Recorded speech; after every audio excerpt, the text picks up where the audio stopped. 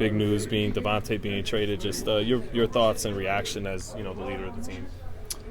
We wish him the best. Davante is my boy. I love him to death. And it's really all I can say. That's my guy.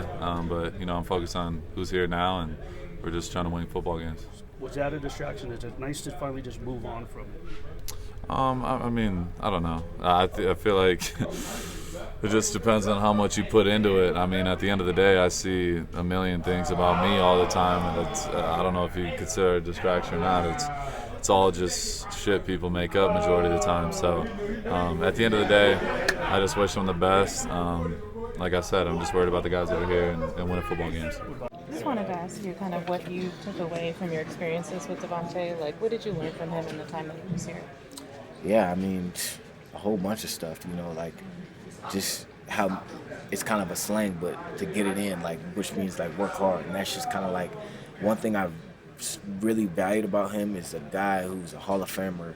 When he went out there on that field, he was getting it in, wasn't taking anything off. And to me, I'm a very hard worker, but to see a guy whose year seems like 50, but really year 11, to be out there doing that, and you see why he's great, that just really my respect meter went way up. And that's before I knew who he was, other than saying that he was Davante, but really got to know him when I came in last year. But that right there, that's all I need to say, just because that's how you go about your business if you want to be great. I'm sorry if I missed this. I was kind of on the outside end, but just what's been the collective message with this wide receiver group and how you guys have kind of refocused now that this trade is over and, getting back to working as a collective group? Yeah, I told them, it was never a distraction to me, except for the receiver group, because we are a super close-knit group, and, I understand, man, this is business, I'm super happy for Tay, and so we never really looked at it as a distraction, just trade rumors and all that, it is what it is. You guys do your job as you should, but for us, we just stay focused and, worried about the game that we're playing this week.